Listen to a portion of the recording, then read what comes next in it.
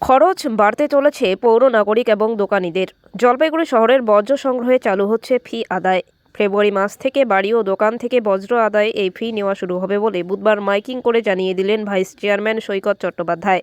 বাড়ি থেকে বর্জ্য সংগ্রহে প্রতি মাসে 30 টাকা এবং সাধারণ দোকান থেকে বর্জ্য সংগ্রহে মাসে 30 টাকা, খাবারের দোকান থেকে বজ্র সংগ্রহে মাসে 50 টাকা ফি ধার্য করা হয়েছে পৌরসভা তরফে। যদিও কেউ পৌরসভা দেওয়া নির্দিষ্ট বালতিতে বর্জ্য না রেখে আশেপাশে ফেলেন, তাদের বিরুদ্ধে জরিমানা এমনকি মামলা করা হবে বলেও এদিন জানিয়ে দিয়েছেন ভাইস চেয়ারম্যান সৈকত চট্টোপাধ্যায়। সৈকত চট্টোপাধ্যায়ের নেতৃত্বে আজকের এই বিশেষ কর্মসূচিতে আমরা সামিল রয়েছি। আমরা আজকে নির্মল সাথী বন্ধুরা এবং জলপাইগুড়ি পৌরসভার সম্মানীয় পৌর আধিকারিক এবং আমাদের পৌর কর্মচারীবৃন্দ সকলেই সামিল। শহরকে পরিষ্কার পরিচ্ছন্ন রাখতে জলপাইগুড়ি ভাইস চেয়ারম্যান মাননীয় সৈকত চট্টোপাধ্যায়ের নেতৃত্বে শহরকে দ্বারা কিভাবে পরিষ্কার রাখা যায় এবং সুস্থ রাখতে হলে যে বিষয়গুলি প্রয়োজন মাননীয় সৈকত চট্টোপাধ্যায় সেদিকে দৃষ্টি আকর্ষণ করছেন। এবং জলপাইগুড়ি শহরের মধ্যে ইতিমধ্যে আমাদের সলিড ওয়েস্ট ম্যানেজমেন্ট প্রকল্প চালু হয়েছে, বিভিন্ন ওয়ার্ডে কর্মসূচি চলছে। আজ থাকতে দিন, আশেপাশের মানুষকে ভালো থাকতে দিন এবং মানুষকে রোগের হাত থেকে রক্ষা করুন। তার কারণ আপনারা যে পচনশীল বর্জ্যটা দেবেন সেটা আমাদের ডাম্পিং গ্রাউন্ড বালাপাড়ায় আমাদের ইন্টারিম ম্যানেজমেন্ট প্রজেক্ট যেটা হয়, ওয়েস্ট ম্যানেজমেন্ট প্রজেক্ট যেটা হয়েছে, সেখানে আমাদের কিন্তু সেখান থেকে সার তৈরি হবে। আর যেটা অপছন্দ, এখানে কোনো রকম জেদাজেদি নেবো না করবো না বললে আমরা নিরুপায় গ্রহণ করবার জন্য এবং ফাইন ইম্পোজ এবং তারপরে কেস করবার জন্য। ধন্যবাদ, নমস্কার।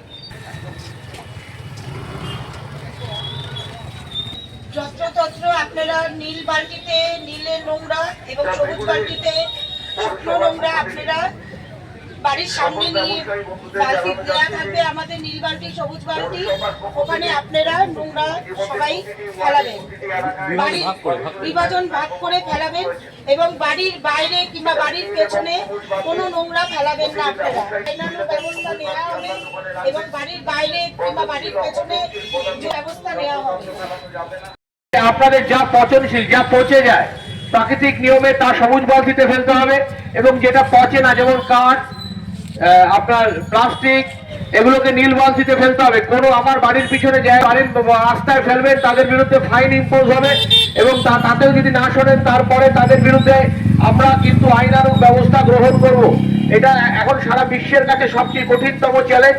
যা কিছু পচনশীল বর্জ্য রয়েছে তাকে আমাদের রিসাইকেল করতে হবে। যিনি বলবেন আমি বালতি নেব না, তার বিরুদ্ধে আইনানুগ ব্যবস্থা গ্রহণ করতে আমরা পৌরসভা বাধ্য হব। এখানে কাউন্সিলরেরও কিছু করার থাকবে না এবং এক্ষেত্রে চেয়ারম্যান ভাইস চেয়ারম্যানেরও কিছু করার থাকবে না। আজকে আমাদের এই সভায়, আমাদের এই র্যালিতে এক্সিকিউটিভ অফিসার দেবদুলাল পাত্র, অফিস সুপারিনটেন্ডেন্ট তাপস দত্ত এবং আমরা উপস্থিত রয়েছি। এরপরে আপনাদের প্রত্যেকের কাছে স্বনির্বন্ধ অনুরোধ, নিজে বাঁচুন এবং অন্যদের বাঁচতে দিন। তার কারণ নোংরা এবং ময়লা থেকে সবচেয়ে বেশি জেনেটিক রোগ হয়। পোকা মাকড় থেকে যে রোগগুলো ছড়ায় এবং বিভিন্ন ধরনের রোগ এই নোংরা ময়লা থেকে ছড়ায় এবং বয়স্ক মানুষ, শিশু, বাচ্চারা এবং গর্ভবতী মহিলারা সবচেয়ে বেশি আক্রান্ত হন। নিজে ভালো থাকবেন আর মানুষকে বিপদে ফেলবেন, এসব এই পদ্ধতি চলবে না। প্রত্যেককে বালতি নিতে হবে, সবুজ বালতি, নীল বালতি, এবং যে যেগুলো বাড়ি রয়েছে তাদের মাসে 30 টাকা এবং যে দোকানদার রয়েছে তাদের মাসে 50 টাকা এবং তাদেরকে যেটা পচনশীল সেটা ভাগ করতে হবে, সবুজে দিতে হবে যেটা অপচনশীল। আবার যেটা বলছি প্লাস্টিক, কাঠ, লোহা, কাঠ, এগুলো সব নীল বালতিতে দিতে হবে। টিস্যু পেপার যাবে হচ্ছে সবুজ বালতিতে, আর বড় পিসবোর্ড যদি হয় পিসবোর্ড সেটা যাবে নীল বালতিতে। আমরা স্টিকারও দিয়ে দেবো আবার নতুন করে এবং এটা এখন থেকে বাধ্যতামূলক এবং ফেব্রুয়ারি মাস থেকে সবাইকে এই টাকা প্রদান করতে হবে এবং একইভাবে বিভাজিত করে এই বর্জ্য, এই ময়লা বিভাজিত করে আপনাদের দিতে হবে। আমি তাই জন্য আপনাদের দরজায় এসেছি, সবাইকে